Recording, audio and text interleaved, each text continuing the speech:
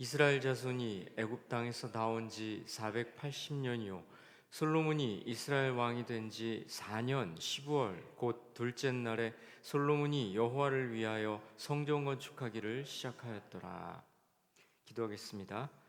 하나님 아버지, 우리에게 말씀을 주시고 이렇게 예배할 수 있게 하시니 감사합니다. 하루의 첫 시간을 여는 새벽에 하나님의 말씀을 듣고자 나왔사오니 이 말씀대로 오늘 하루를 살아가게 하시고 말씀이 가르치는 바가 우리 인생의 지침이 될 수 있도록 말씀 따라 삶으로 하나님을 기쁘시게 하는 복된 인생 살게 하시옵소서. 드려진 예물을 받아주시고 이 예물이 쓰이는 곳에 하나님의 이름이 드러나게 하시고 간구하는 제목을 함께 드렸사오니 우리의 기도 제목보다 크고 놀라우신 하나님의 역사를 경험하게 하시옵소서. 이 모든 말씀 예수님의 이름으로 기도합니다. 아멘. 솔로몬 왕이요 성전 건축을 시작합니다. 그런데요, 솔로몬의 성전 건축에 대해 성경은 이렇게 말씀합니다. 방금 읽은 말씀 다시 한번 읽을까요?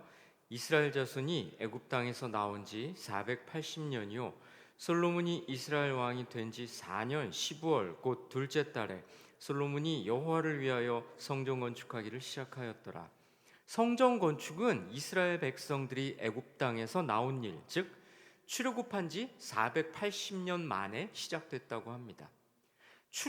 출애굽하고 성전 건축이 대체 무슨 상관이 있길래 이렇게 진술하는 걸까요?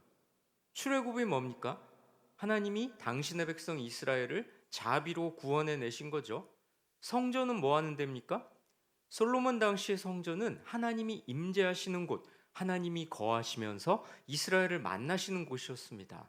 그렇다면요, 성전 건축의 시기를 출애굽 사건과 관련 지은 데는 의미가 담겨 있을 텐데요. 이런 의미죠.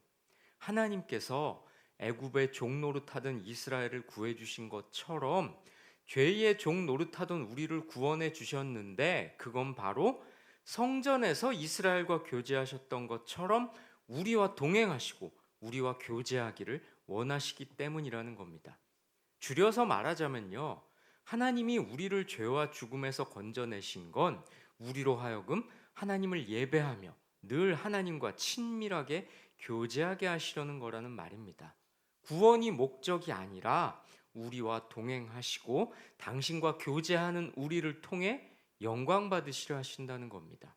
성도 여러분, 그러니 예수 믿는다고 나는 이제 천국 간다고 이렇게 생각하고 끝날 일이 아닙니다. 하나님은 우리의 섬김을 받으시고 우리에게서 영광 받기를 원하신다는 사실을 잊어서는 안 됩니다. 자, 솔로몬의 성전 건축이 진행되는데요, 흥미로운 구절이 있습니다. 다음 말씀 볼까요? 함께 읽습니다. 이 성전은 건축할 때에 돌을 그 뜨는 곳에서 다듬고 가져다가 건축하였으므로 건축하는 동안에 성전 속에서는 방망이나 도끼나 모든 철 연장 소리가 들리지 아니하였으며 성전 건축에 필요한 돌은 채석장에서 깎고 다듬었다고 합니다. 그러니 성전 건축 현장에서는 전혀 철 연장 소리가 나지 않았다고 하는데요. 성전 건축 현장에서 철 연장 소리가 나지 않게끔 한 이유는 뭘까요?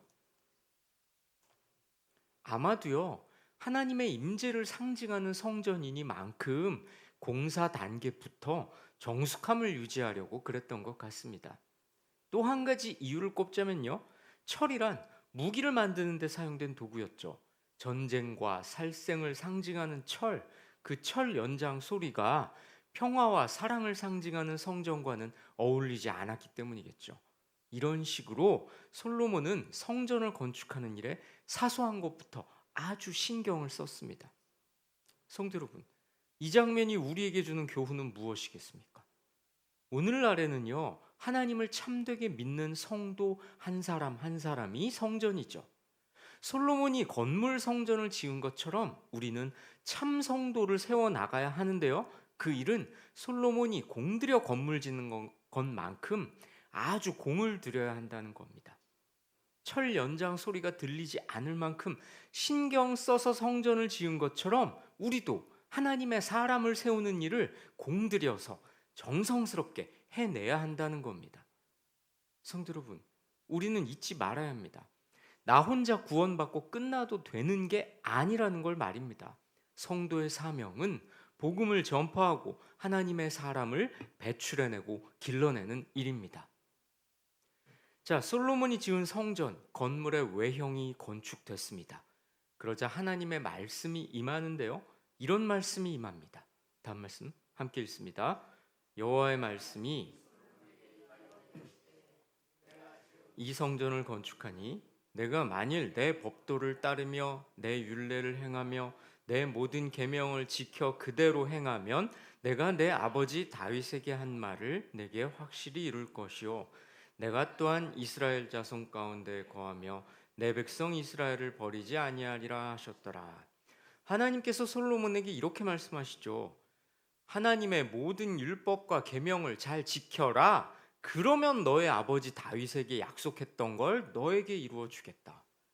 솔로몬이 하나님 말씀에 순종하면 하나님께서 이스라엘 백성들과 함께 해 주실 것이고 결코 이스라엘 백성을 저버리지 않을 거라고 말이죠. 그렇습니다. 하나님께서는 일찍이 다윗에게 형통을 약속해 주셨는데요. 그 약속에는 조건이 있습니다. 바로 순종이죠.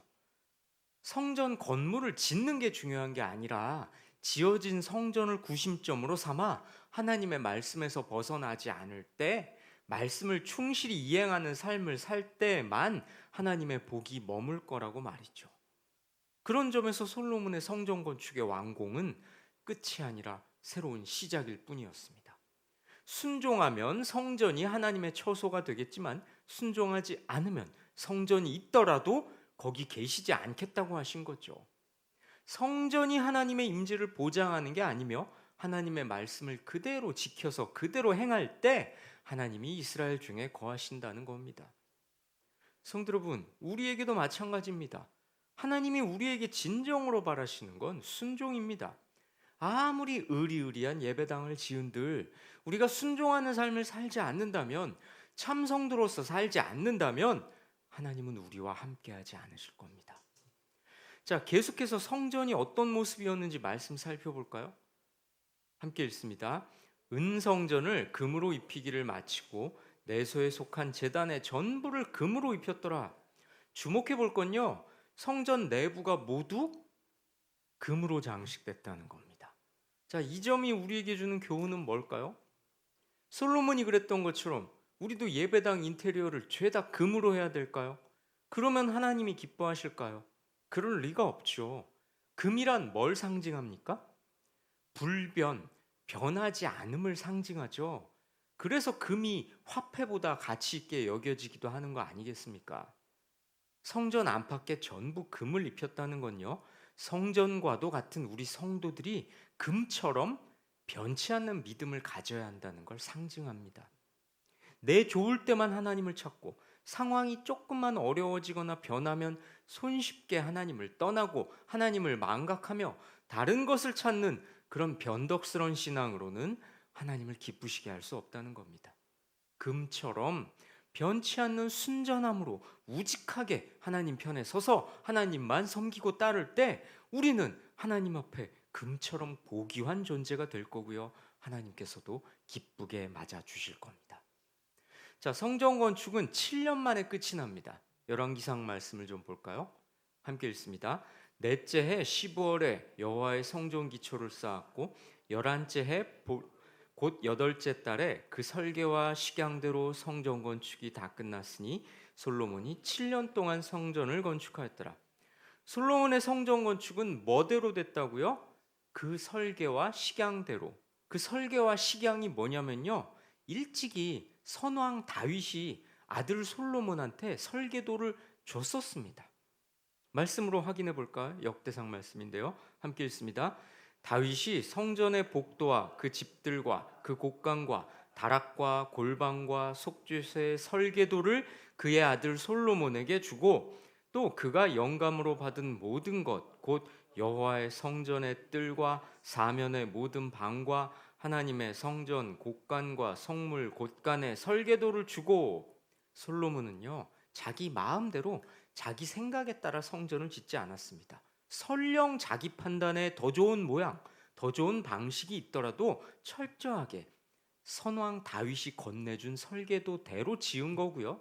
선왕 다윗 또한 자기 내키는 대로 설계도를 만들지 않고 하나님께서 영감을 주시는 대로 했을 뿐이죠.